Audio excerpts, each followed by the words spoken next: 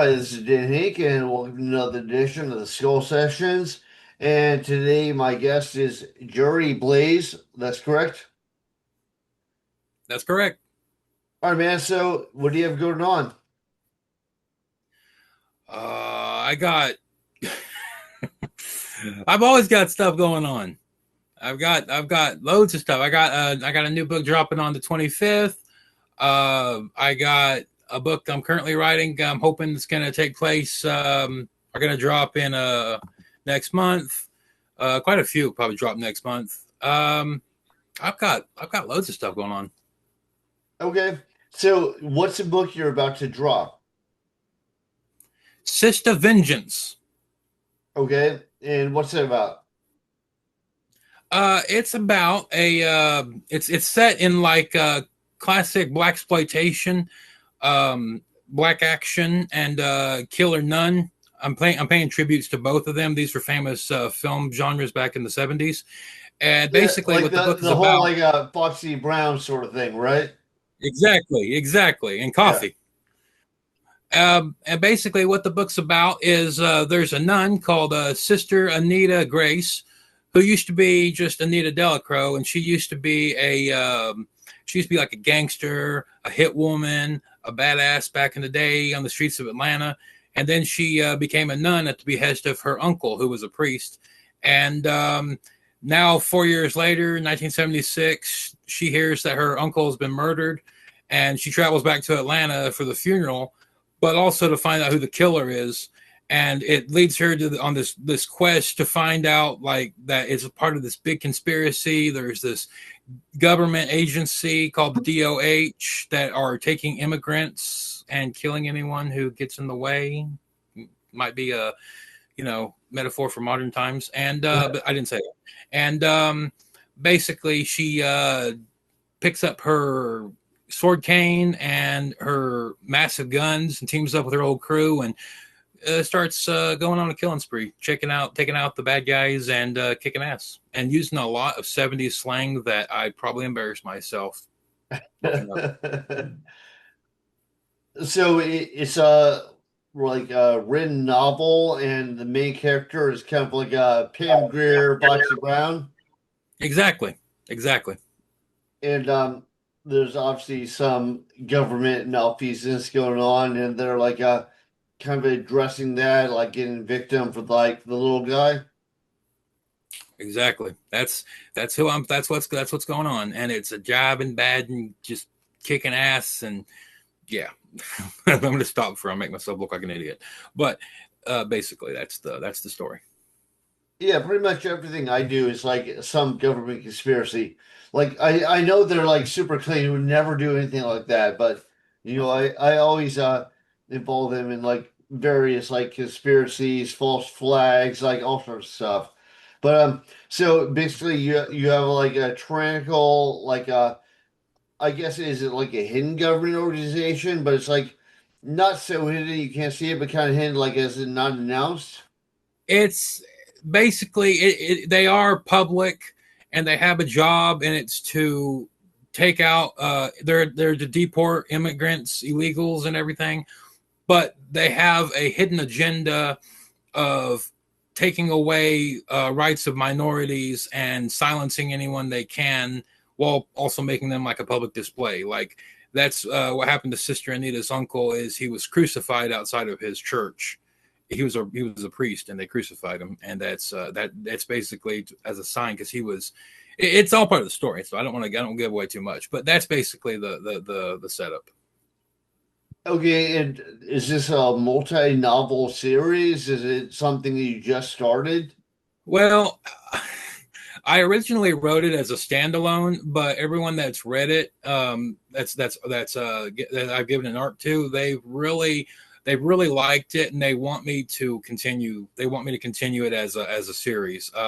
Maybe not on the same plot, but they want to see Sister Anita, Sister Vengeance. They want to see her go up against vampires. They want to see her team up with like a samurai nun and go after conspiracies. I think there's a lot to it. There could really be a real challenge. with all of it, and I'm all for it. I mean, I'm hoping it takes off, and all the proceeds that go from sales of the book, I'm donating to Blink and ASALH, which are Blink's a charity geared towards Black LGBT youth, and ASALH is the Association for the Study and Preservation of African American Culture. All right, so this was originally planned just like a one-off, but then like so many people liked it. It's kind of like the Michonne from The Walking Dead, like a badass female fighter girl, and she's gonna be Yeah, like the one like who's I guess like it's gonna be different stories, but she's gonna be like the badass main character. exactly. It was just a one off, and then everybody's all like, I need more Sister Vengeance. I'm like, well, okay. I mean, if that's what the people want, that's what the people want. Okay, and how did you plan it out? Is it like a short story? Is it a long story? Is it a novella? It's well, okay, so it's like 30. No, I'm sorry. It's about 26,000 words. So it's a novella. But I don't use the term, I try not to use the term novella anymore. I call it a short novel because I feel a novella is kind of, it's been used pejoratively in the past. So I like to use the term short novel, and anything over 40,000 is a long novel. And but I'm also really big into writing novelettes as well, and to me, a novelette can be anything from 7,000 to 20,000 words. I try to go by like the old pulp fiction standards when they were writing pulp fiction books and publishing them in magazines and stuff. What have you heard of derogatory about novellas? Uh, a lot of, well, like the term novella and stuff can mean like a little novel. Like it's not, and I've also seen people say, or I've seen old articles say that that novellas are notoriously difficult to publish in the modern publishing world at the time because they were not a full novel, so they weren't right for like a full book, and then they were also better to publish like as two or three in one book. And I think that I think it deserves its own single I have heard that, but I've also I think I've noticed it's kind of like a thing of the past. Like, if that came out like in like the 80s or 90s, like novella would kind of be like you kind of disregard it because it's small. But now that's kind of like the way things go. Like when I talk to people, they're like, "Oh, this is my novel," and it'll be like 120 pages. And like in the past, that would have been a novella, but now it's considered a novel. So, you yeah. know, yeah, I don't think that maybe it's because people have shorter attention spans, maybe it's social media. But yeah, I think people are looking for like smaller packages. I think that I've generally had more success with smaller books. The majority of my catalog, oi, uh, is mostly between 15,000 and 30,000 words, and those are the most successful ones. I did write a full length, what would it be, like an industry standard size novel. It was 57,000 words. I wrote that, I published that, and it was successful. Most of my books are. Not I'm not bragging. I'm just saying a lot of my books are successful. And the novel, the 57,000 word novel, it was good and stuff, but some people didn't like it because it was not my normal writing style. They didn't like it because it wasn't short. It featured more than one point of view, more than one. It was basically three storylines set in one story, and they thought that it would have been better if they had just been split up into like a trilogy or something. And so Well, they I felt guess that's, like too much was coalesced in one. It was like kind of confusing that way. I guess I didn't think it was all that confusing, honestly, but I saw a reviewer on YouTube said that it was packed with a lot of filler, and it could have been a lot. It would have been a lot better if it was about 100 pages shorter. So I thought it flowed quite nicely. I I I I feel don't like there's know. always that Karen, this like a critic, this like Yeah, you can leave this out, you can leave that out, and there are other people who are like, that was my favorite part. So it's Yeah, like, exactly.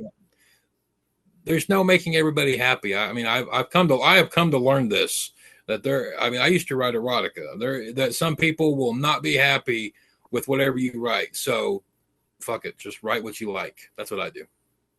right, well, like anything, erotic is like it depends on what you like. So everyone has a very subjective view of what works for them. Exactly. So you said you have like a number of things out. What else do you have out? Uh, wow. um, well, I've got loads out. The first story I published this year is actually only 12 pages long. It's called Lola.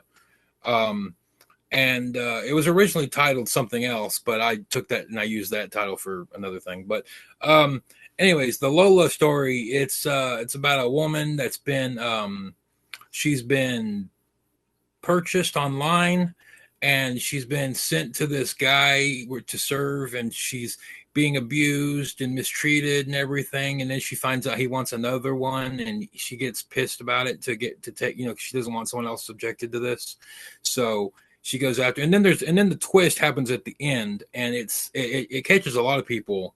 I think it catches a lot of people off guard. They're not expecting it. um let's see, I've been public. I started writing horror uh in 2024. Um, and I think my catalog is up to about 75 books altogether. Um, Oh yeah. let's see. My most it seems like people seem to think my most popular book is Arachnocunt, which is about a woman who has a giant spider that lives in her vagina, Yeah. and kills the people that she has sex with. Some people use it as I've seen some people use it as a great standard for erotic horror. One Uh, person, my brother, who's in college, he used it in his paper as a symbolism of catching an STD, and somebody else used it as a symbol of feminism. So I mean, think of it what you will. To me, it's just a story about a woman with a spider in her vagina. Whatever works for you, I guess. If you need to make something of it, do it. Um, one of my most controversial, my first most controversial book was called Deadly Seed, and it was about a man who goes to a rub and tug massage parlor, and the woman there, and he's a scumbag, real douchebag, and he this woman who's giving him the massage, she uses this new oil that they just got in, and it has a parasite in it that gets down into his ball sack, and it turns him into it turns on this like rapey monster inside of him, and he has to have it all the time, like we're talking like aggressive nymphomania. And but the problem is every time his jizz comes into contact with liquid, it turns into acid and it melts. So you got women melting from downstairs, you got women melting from behind, women melting, their throat starts gurgling up and stuff. yeah. um really dark shit. I've tried to read it myself, and I stopped about midway. I'm like, that's enough. That's enough. I don't know what I was thinking when I wrote that. And I wrote a sequel to that. And it's called Deadly Seed 2, creative, right? And it takes place about a year, about 18 months after the first one, but it's set more in a campground area. It's like a take on your Friday the 13th, but the killer is the dude with the acid jizz. Um, I wrote a splatter western called Blood on the Prairie, about a cowboy who comes home to his family, finds that they've all been murdered, their faces have been skinned. There's this face skinning serial killer running around killing people and skinning them naturally. So he goes on a quest for revenge, teams up with a former Jewish rabbi turned zombie hunter, because there's zombies in the Old West too. And it's all connected back. It all connects up at the end.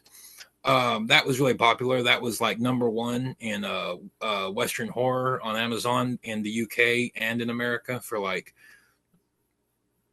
I don't know, 2, 3 months.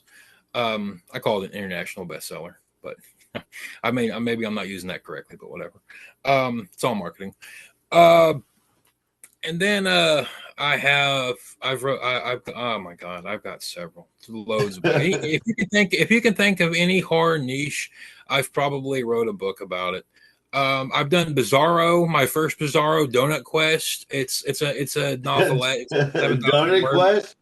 Yeah, Donut Quest. Yeah, it's about a guy named Dave who is made out of rubber, and he runs and he goes on a quest to find a donut for his coffee. And along the way, he runs into a woman who has two vaginas. He runs into a woman who talks out of her vagina, and her mouth is where she pisses out of. He runs into a crackhead driving a car who nearly runs over a family of anthropomorph and I can never say this fucking word, anthropomorphized cats. They're walking and talking like humans. Um, I swear I wasn't on drugs. Okay, I might have been on a little high, but I wasn't completely on drugs when I wrote it.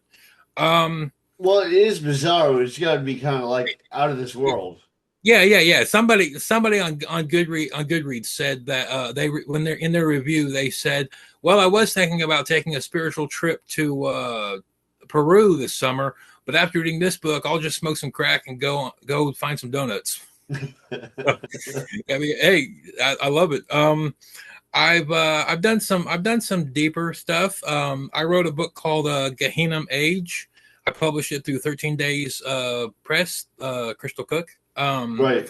The book is called Gehenna Age. It's a tribute to Naked Lunch. I used the cut up method of William S. Burroughs when I wrote it. I wrote stuff out and then I cut through it. I hacked it up and I rearranged it to make something completely new.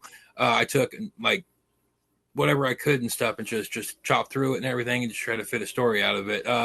It's set after Trump inevitably blows up the world, and I'm not government oriented, obviously, and so and there are several different facts. It's just a mess of many different stories and storylines.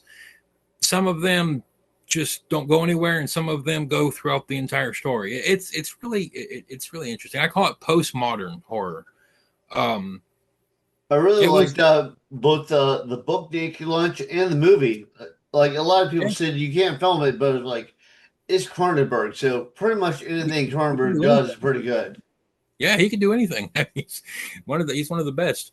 I have great respect for the Beat generation. I grew up on Beat Gen books. I grew up on Howl by Allen Ginsberg.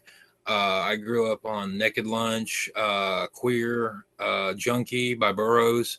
Um, I've read pretty much all of them. I absolutely love them all. I adore the Beat generation. They've done a somewhat good job trying to recreate them in film form as well. Kill Your Darlings was a good one. Beat about the death of Jane Vollmer. Um, yeah, I definitely recommend checking them out. Let's see.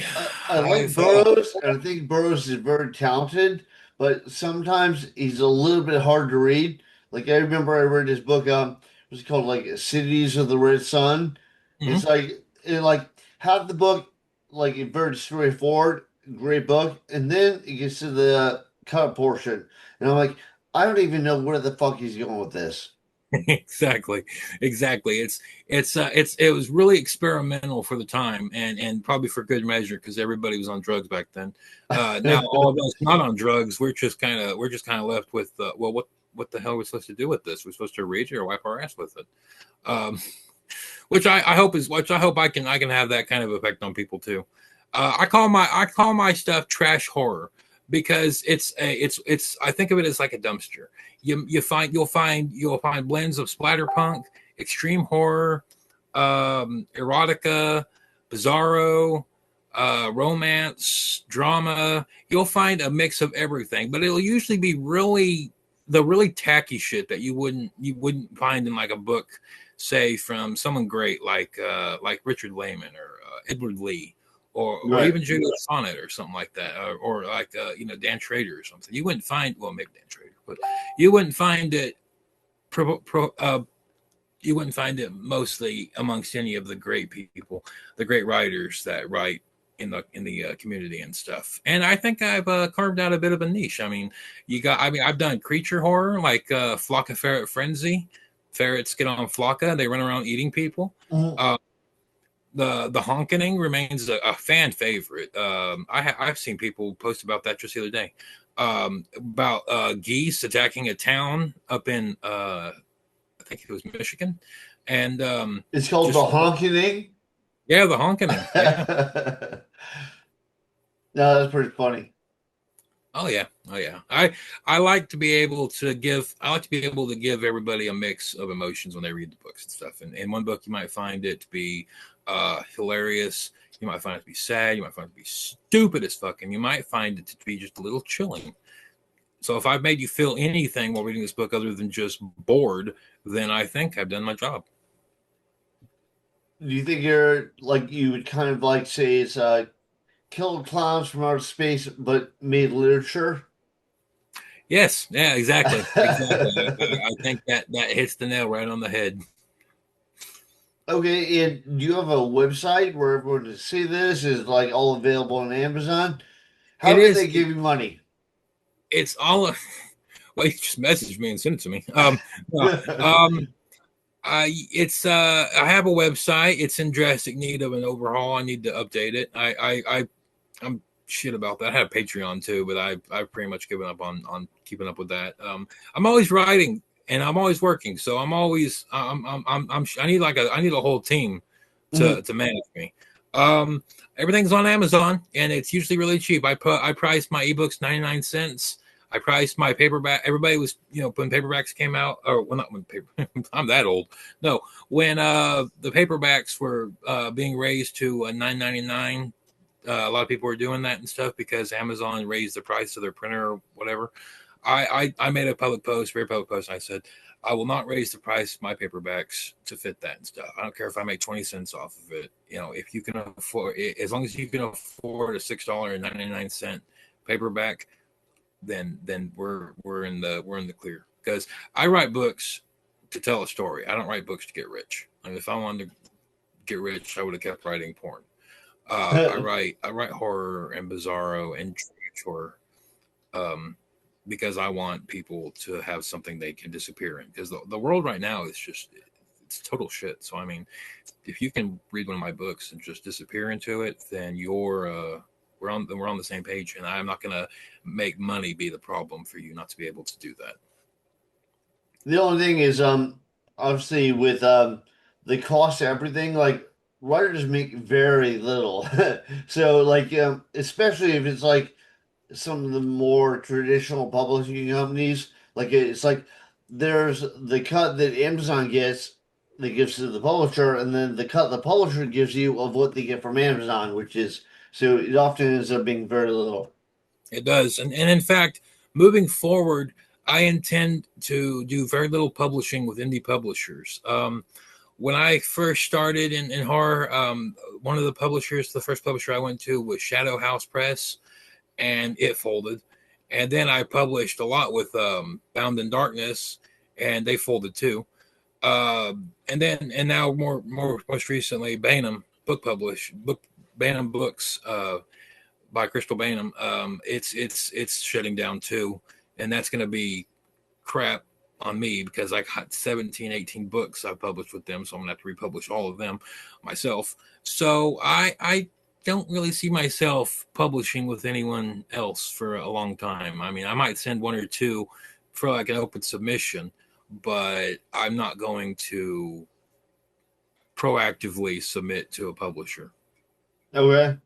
I know that like I have more than one publisher, but one that I have is Crossword Press, and Crossword Press they put out a lot of stuff that other people initially had with another publisher that either they folded or it's like someone like Clive Barker, and he got the rights back and he just went with them. So they might be somebody good to look for. Oh, absolutely. I mean, I'm always open to suggestions. Okay. Just as long as I can get my books into people's hands, that's all that matters. But so right now is most of your catalog available?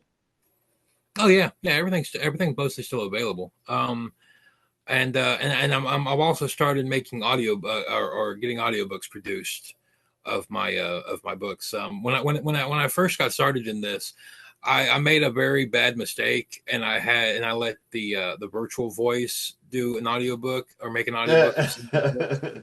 And then I realized that AI is not as a big no-no, and I was like, oh shit. So I deleted them and I unpublished them, but I think they're still up for some reason.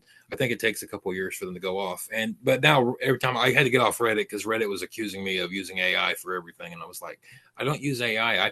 I just I mean a common reason that I don't use AI I give to people is I didn't know that you could literally I didn't know there was a such thing as cruise control in my car until about 5 years ago. And I'm 33 fucking years old.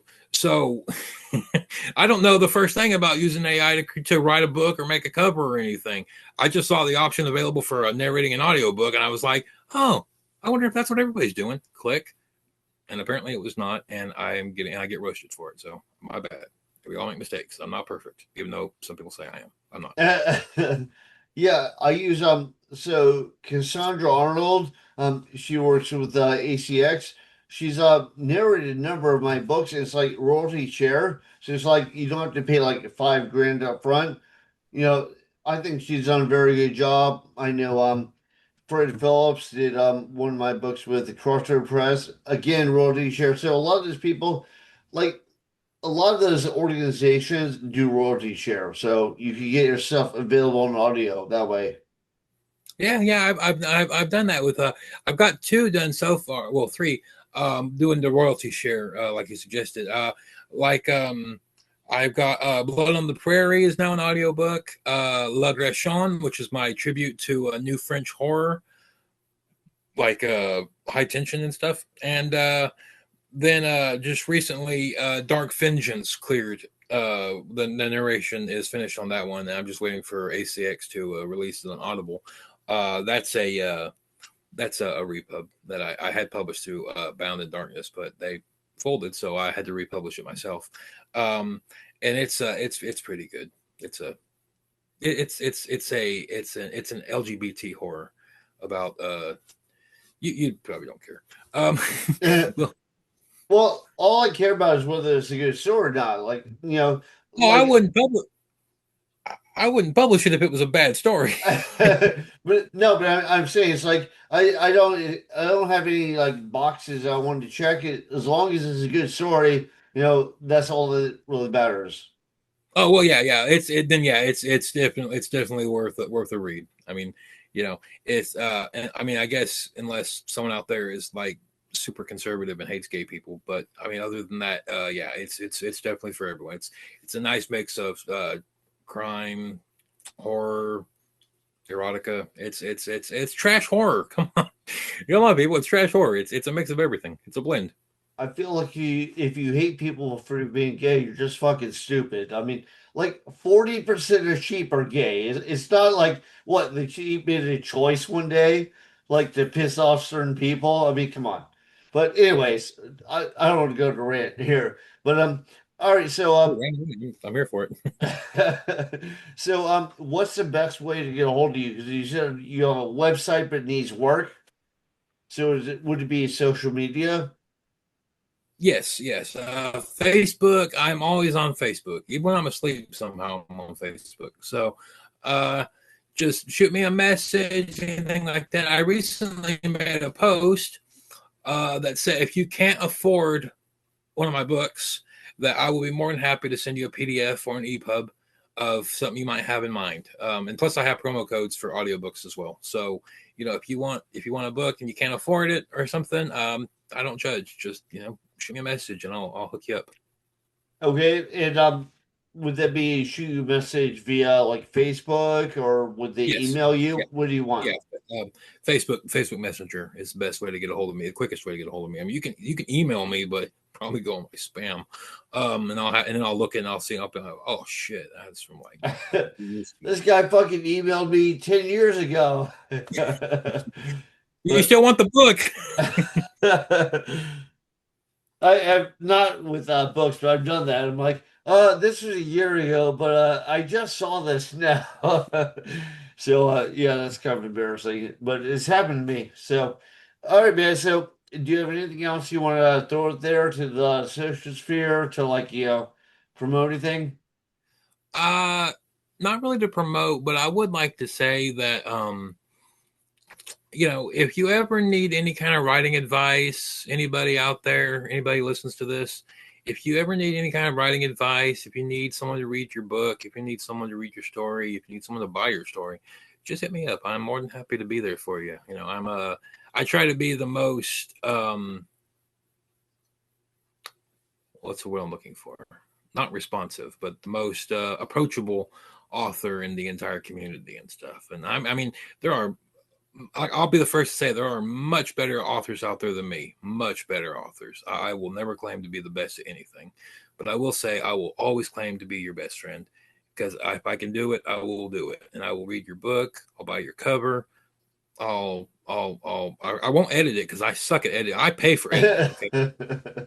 But and I love giving blurbs. So if you need an author to read your book and give you a blurb, then I will be the blurbster for you because I think everybody deserves the chance to get that push forward. Okay, awesome. Well, thanks, man. Thanks for doing this. And do you have anything else you want to tell people to check out? Yeah, check out all of Dan Hank's books. He's an awesome guy. He's great. Check out his art too. I mean, he's a fantastic. I sat next to this guy at Texas AuthorCon. Seriously, check him out. He is wonderful. I mean, he is great. And I have one of his books. I don't. That's on the bookshelf, but it's a really big. It's really good. We traded books. We traded books. He's got Flock of Ferret Frenzy. I got his other book. So check it out. I guarantee you'll love it. Okay, awesome. Well, thanks, man. Again, thanks for doing this.